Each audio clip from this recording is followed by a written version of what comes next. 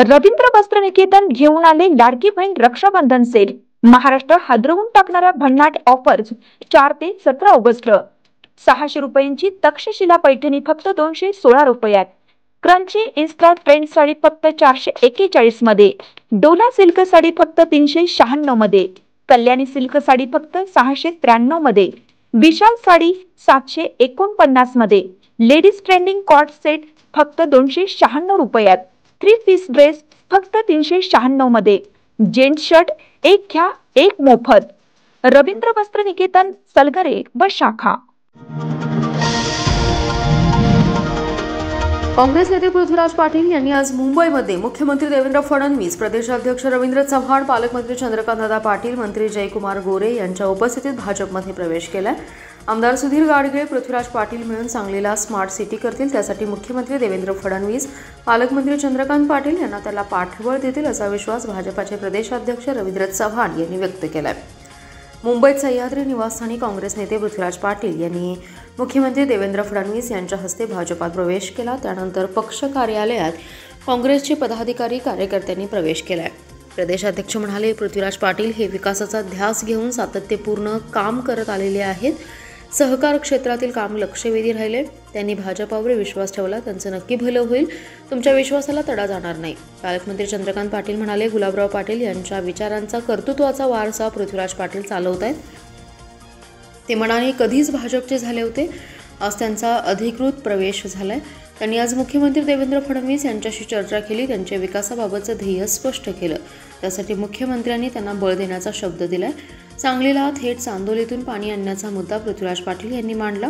वारणा उद्धव योजनेची चर्चा आहे, मात्र आता वारणा देखील स्वच्छ राहिलेली नाही, त्यामुळे कोल्हापूरच्या धर्तीवर थेट धरणातून पाण्याचा विचार करावा अशी भूमिका मांडली। त्यावर पालकमंत्री चंद्रकांत पाटील यांनी याबाबत तातडीने नवीन प्रस्ताव मागवून घेणार असल्याचंही जाहीर केलं। भारतीय स्वातंत्र्य दिनानिमित्त आणि भारतीय लष्करी सैन्याने पहलगाम दहशतवादी हल्ल्याच्या बदल्यात केलेल्या ऑपरेशन सिंदूरच्या यशाबद्दल भारतीय सैन्याच्या कामगिरीनिमित्त त्यांच्या शौर्याला सलाम करण्यासाठी हर घर तिरंगा मोहिमेअंतर्गत विटा शहरातील प्रमुख मार्गावरून भाजपाचे नेते माजी नगराध्यक्ष ॲडव्होकेट वैभव पाटील यांच्या मार्गदर्शनाखाली भाजपाच्या कार्यकर्त्यांनी जोरदार तिरंगा रॅली काढण्यात आली आहे। या तिरंगा रॅलीमध्ये युवक उत्स्फूर्तपणे सहभागी झाले होते। या तिरंगा रॅलीस विटेकरांचा उत्स्फूर्त प्रतिसाद मिळालाय। ॲडव्होकेट वैभवदादा पाटील युवा मंचच्या वतीने आयोजित करण्यात आलेल्या तिरंगा मोटरसायकल रॅलीत भाजपाचे नेते माजी नगराध्यक्ष ॲडव्होकेट वैभव पाटील यांच्या मार्गदर्शनाखाली भाजपाचे माजी नगरसेवक अनिल अप्पा बाबर, नगरसेवक पृथ्वीराज पाटील यांच्या नेतृत्वाखाली भाजपाचे पदाधिकारी आणि कार्यकर्त्यांच्या सहभागाने देशभक्तीपर गीतांवर हातात तिरंगा घेऊन भारतीय सैन्याच्या कर्तबगारीचे कौतुक करत लोकनेते हनुमंतराव पाटील प्राथमिक शाळा नंबर 2 पासून तिरंगा रॅलीला सुरुवात झाली। चौंडेश्वरी चौक मार्गे विटा, साळशिंगे रोड, सर्वजित जिम, वजनकाटा, लेंगरे रोड, सावरकर नगर, खानापूर रोड, प्रांत कार्यालय, Surya Marg, Lokhand hospital, Ghumatmal, Pare road, Haji Hafiz road, Shri Datta मंदिर, Chidambar colony, Chinchbandar corner, Vivekanand Nagar bus stop, Shahu Nagar, Nevari road मार्गे छत्रपती श्री संभाजी महाराज चौक, शाळा नंबर 5 मार्गे आदर्श कॉलेज, मायनी रोड मार्गे ही तिरंगा रॅली छत्रपती शिवाजी महाराज चौकात आली। भारतीय सैन्याने यशस्वीरित्या ऑपरेशन सिंदूरची मोहीम राबवली आहे। स्वातंत्र्य दिनाच्या पार्श्वभूमीवर भारतीय सैनिकांच्या सन्मानार्थ विट्यामध्ये भाजपाच्या कार्यकर्त्यांनी तिरंगा रॅली काढून भारतीय सैन्याच्या कर्तबगारीला सलाम केला। जिल्ह्यातील ऊस उत्पादक शेतकऱ्यांना आधुनिक तंत्रज्ञान वापरण्यास प्रोत्साहन देण्यासाठी जिल्हा बँकेच्या वतीने AI तंत्रज्ञानासाठी 9,000 रुपये अनुदान देण्यात येणार असल्याची घोषणा बँकेचे अध्यक्ष मानसिंगराव नाईक यांनी वार्षिक सर्वसाधारण सभेत केली आहे। उपस्थित शेतकऱ्यांनी या घोषणेचे टाळ्यांच्या गजरात जोरदार स्वागत केले। दरम्यान थकबाकीदार शेतकरी आणि सभासद संस्था यांना दिलासा देत पुन्हा एकदा बँकेच्या वतीने OTS योजना राबवणार असल्याचंही त्यांनी जाहीर केलं।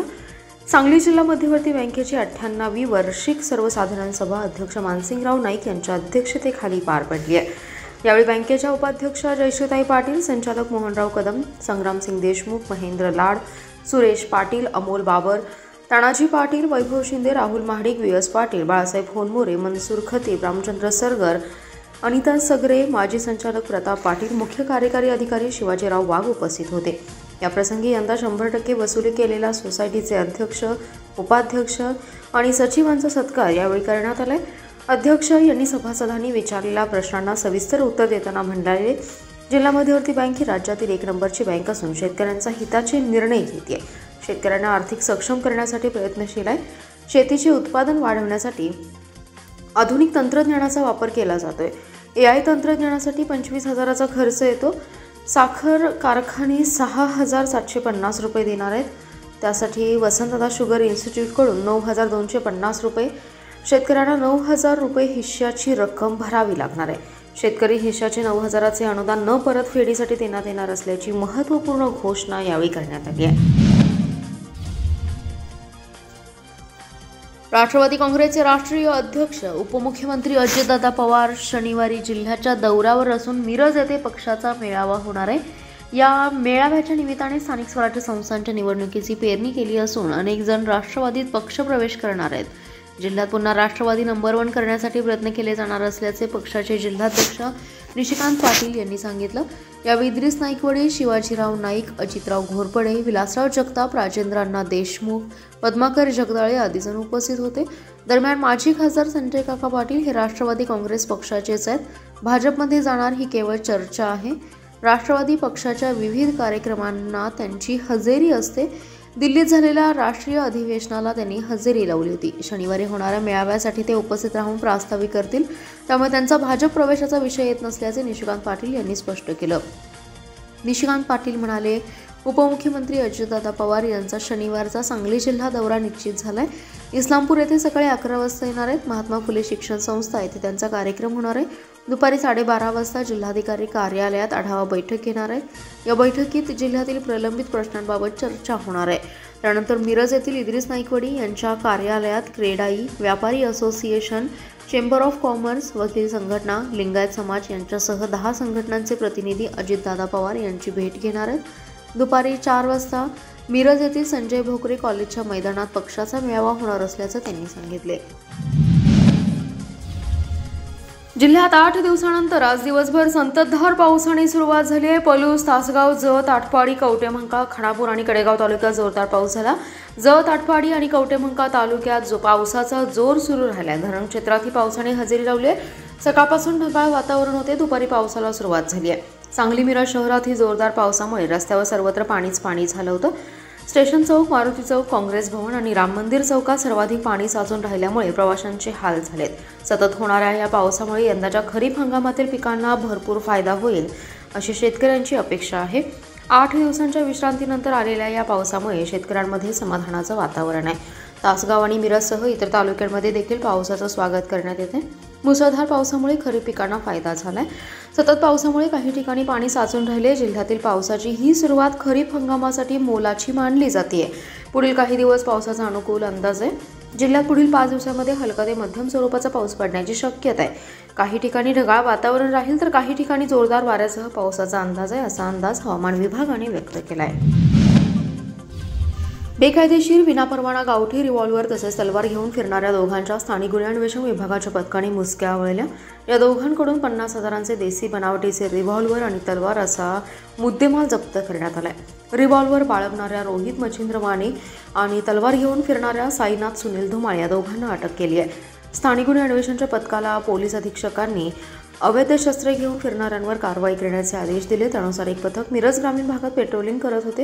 यावेळी पथकातील कर्मचाऱ्यांना माहिती मिळाली की संशयित रोहित माने हा करोली एम फाटा परिसरात बेकायदेशीर रिव्हॉल्वर घेऊन फिरतोय। मिळालेल्या माहितीप्रमाणे पथकातील कर्मचाऱ्यांनी त्या ठिकाणी तातडीने सापळा लावून संशयित माने याला ताब्यात घेतले। त्याची झडती घेतली असता त्याच्याजवळ एक देशी बनावटीचे 50,000 रुपये किमतीचे गावठी पिस्टल मिळाले। यावेळी त्याच्याकडे चौकशी केली असता त्याने उडवाउडवीची उत्तरे दिली। यानंतर त्याला ताब्यात घेऊन पुढील कार्यवाहीसाठी तासगाव पोलिसांच्या स्वाधीन केलं। दुसरीकडे स्थानिक गुन्हे अन्वेषणचं पथक विटा शहरात पेट्रोलिंग करत होते। यावेळी साईनाथ धुमाळ हा मायाखानगर परिसरात हत्यार घेऊन फिरत असल्याची माहिती मिळाली। यावेळी पथकाने त्या ठिकाणी जाऊन धुमाळ याला ताब्यात घेतलं। त्यावेळी त्याच्याजवळ एक मोठी धारदार तलवार मिळाली। त्याच्याकडे चौकशी केली असता त्याने सदरची तलवार ही परिसरात दहशत माजवण्याच्या हेतूने फिरत असल्याचं सांगितलं। यावेळी त्याच्याकडून तलवार जप्त करत त्याला पुढील कार्यवाहीसाठी विटा पोलिसांच्या स्वाधीन केले।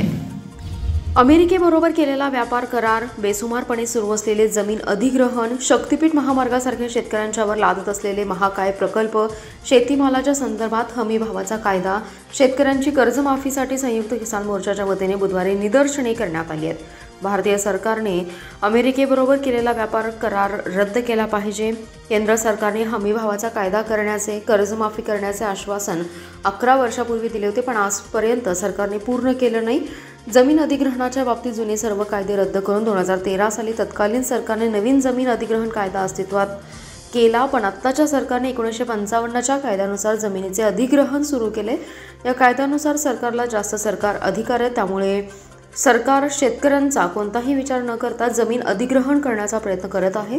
जुने कायदे रद्द करून नव्याने अस्तित्वात आणलेला 2013चा कायदा आहे तसा अंमलात आणला पाहिजे, अशी मागणी किसान मोर्चाच्या वतीने करण्यात आली.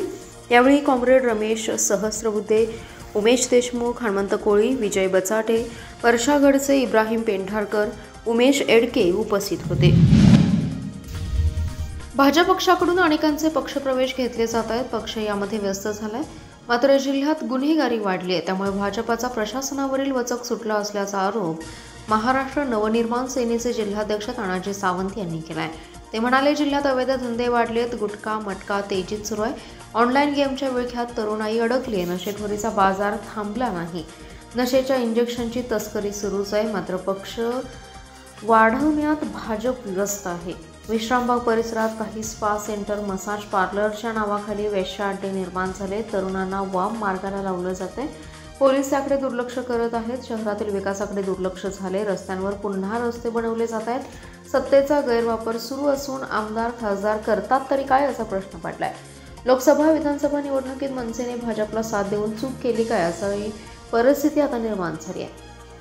पृथ्वीराज पाटील, जयश्री पाटील यांना मतदारांनी भाजपाविरोधात मतदान केलं. त्यांना पाठिंबा दर्शवला, परंतु त्यांनी भाजपमध्ये जाऊन मतदारांशी प्रतारणा करून फसवणूक केली. तसेच भाजपने देखील विरोधकांना पक्षात घेऊन मतदारांना धोका दिल्याची टीका तानाजी सावंत यांनी केली आहे. यावेळी विभाग अध्यक्ष श्रीधर करडे, शहर अध्यक्ष सुरेश टेंगले, रोहित घुबडे पाटील, अमित पाटील, अमर औरादे, कुमार सावंत, भास्कर पाटील आदी जण उपस्थित होते. भारताचा 79वा स्वातंत्र्य दिन समारंभ शुक्रवारी सकाळी 9 वाजता साजरा करण्यात येणार आहे. या दिवशी राज्याचे उच्च व तंत्र शिक्षण संसदीय कार्यमंत्री तथा सांगली जिल्ह्याचे पालकमंत्री चंद्रकांतदादा पाटील यांच्या हस्ते जिल्हाधिकारी कार्यालयात मुख्य शासकीय ध्वजारोहण होणार आहे. 15 ऑगस्ट 2025 रोजी सकाळी 8:35 ते 9:35 या वेळेत इतर कोणताही शासकीय किंवा निमशासकीय समारंभ आयोजित करू नये. जर एखाद्या कार्यालयास अथवा संस्थेला आपला स्वतःचा ध्वजारोहण समारंभ करावयाचा असल्यास त्यांनी तो समारंभ सकाळी 8:35 पूर्वी किंवा 9:35 नंतर आयोजित करावा, असे आवाहन जिल्हा प्रशासनातर्फे करण्यात आले. जिल्हाधिकारी कार्यालय सांगली येथे होणाऱ्या ध्वजारोहणाच्या मुख्य शासकीय समारंभास स्थानिक लोकप्रतिनिधी, स्वातंत्र्य सैनिक, शहीद जवानांच्या पत्नी आणि आई वडील, शौर्य पुरस्कार विजेते, स्थानिक राजकीय पक्षांचे प्रमुख, डॉक्टर बाबासाहेब आंबेडकर समाजभूषण पुरस्कार प्राप्त व्यक्ती, स्थानिक शासकीय अधिकारी आणि मान्यवर नागरिकांनी उपस्थित राहावे, असे आवाहन जिल्हा प्रशासनाच्या वतीने करण्यात आले.